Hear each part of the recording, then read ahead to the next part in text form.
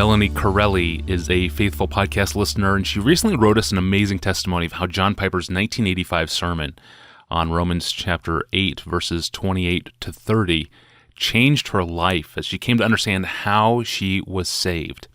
It was an incredibly encouraging email to receive, and it's great to be reminded of the real-life implications of our theology.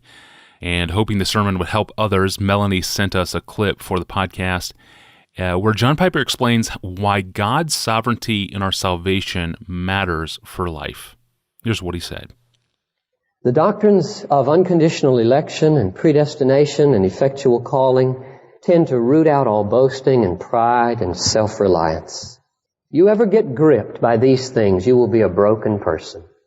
You will not take 1 ounce of credit for your salvation. Neither the provision of it in the cross nor the application of it in faith. You will give it all to God, and you will humble yourself before Him. Now here again, in talking with my friends who don't agree with me, this is one of the things they say. They say, Piper, you don't need to say that faith is a gift in order to eliminate boasting. You don't need to say that God gives faith.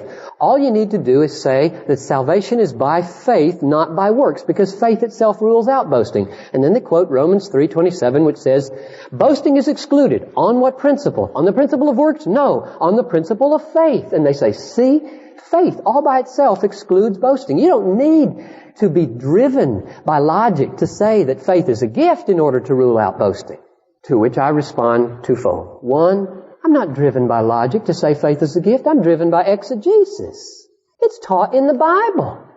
It's icing on the cake that it happens to smash pride. But that's not the reason I invent it. It's taught in the Bible that faith is a gift. We're dead in our trespasses and sins. Nobody would ever believe and perform the most beautiful act of morality that can be performed, namely faith, if God didn't enable us to get rid of our hard hearts and have a heart of flesh. But that's not the main response. My main response to this criticism is, yes, faith eliminates boasting by itself. Why? Because faith in the New Testament is faith in all of salvation, not a little piece of salvation. New Testament faith is not just faith in God to provide us with the cross. It's faith in God to work in us that which is pleasing in His sight. Faith in the New Testament doesn't just say, I choose you, Christ. Faith in the New Testament says, I rest in you, Father, to draw me to Christ. Of course faith rules out all boasting. It's faith in everything the Bible says, not just a little piece of what the Bible says.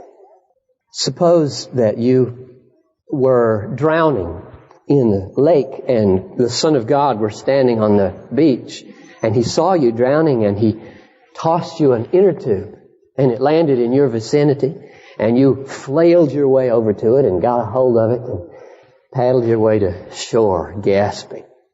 You'd thank Him for the inner tube at least. But suppose that you were dead at the bottom of a lake. Your family was dragging the lake for you, missing you since the morning.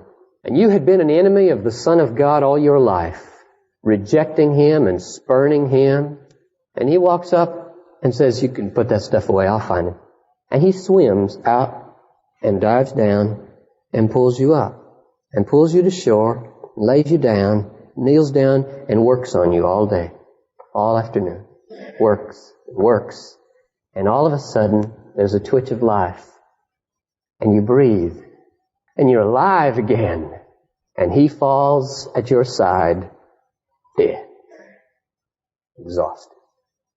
And you get up on your knees. And you look down at His face with tears of love streaming down your face. And you hear a voice from heaven saying, this is my beloved Son. With Him I am well pleased. Rise, my son. He comes alive. And He stands up. And He looks down at you and you see in His face more personal affection for you than you have ever seen in any face in all the world. He puts His hand down, and very gently and yet very firmly takes your hand and pulls you up and looks you in the face and says, follow me. and I will work everything together for your good all the days of your life. Which way did you get saved? Did you flail your way over to the inner tube and kick your way to heaven? Or did you get raised from the dead? How are you going to give God glory today? How are you going to sing Amazing Grace? He threw the tube and I swam to it. 50% to God and 50 to me. 90 to God and 10 to me. You name it. Brothers and sisters, could it be that many of the problems and struggles in your life today are owing to the fact that you never knew how you got saved? And therefore you've never known Christ. You've lived a half life with God. You've thought it was half yours and half His. And this morning, maybe all of a sudden, you could wake up to what He did for you. So that you could start loving Him with an appropriate affection. So that you could be humbled to the dust. Could it be that this would be the day you would be awakened to life because you heard the gospel for the first time in its power? That it was God who swam to the bottom at the cost of His Son's life and pulled you up. And not just heaved you an inner tube and waited for your self-determined flailings to get you onto the boat. Powerful image. That was taken from John Piper's 1985 sermon, Those Whom He Predestined, He Also Called, Part 1, a sermon on Romans chapter 8, verses 28 to 30, with some Ephesians chapter 2 mixed in there as well. The entire sermon can be found at desiringgod.org, of course. Well, as we draw closer and closer to Easter 2016, I'm going to call on two friends to help us appreciate the resurrection of Jesus Christ. And tomorrow we will look at 10 ways that Easter changes everything. Yes, literally everything is changed by Easter. We'll talk with one scholar who has a lot to say on that. I'm your host, Tony Reinke. Thanks for listening to the Ask Pastor John podcast. I'll see you tomorrow.